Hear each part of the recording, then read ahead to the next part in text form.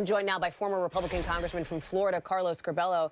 Congressman Curbelo, thank you for being on. I know this is an issue that you are particularly passionate about. So let me get your reaction to the news that this morning President Trump, for the first time, we believe, spoke with Juan Guaido. We know that Vice President Pence had. This is the first time, I believe, that the president has spoken with Guaido directly. Hallie, clearly the administration is 100% fully committed to making sure the Venezuelan people can regain their sovereignty. And of course, that means recognizing Juan Guaido, and also it means sanctioning PDVSA, the state-run oil company. This has been Maduro's piñata. This is the entity that he has used to buy and secure the support of so many generals that are keeping him in power. Now with these new sanctions, that comes under threat, and we could see some defections in the Venezuelan military soon.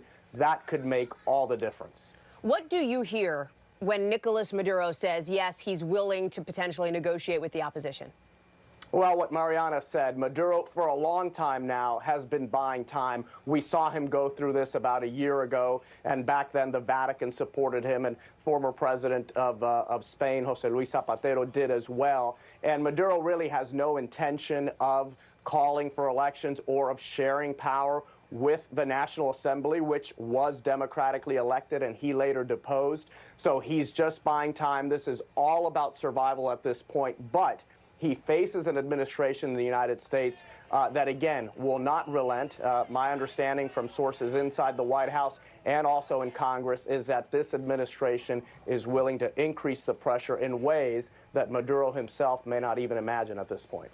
So, and we know that you've had the president's ear on this. I think we have a picture of you on Air Force One talking about Venezuela with him when you were in office. What is then the next step for the U.S. when it comes to Venezuela? Is it sending 5,000 troops, for example, down to Colombia? What is it?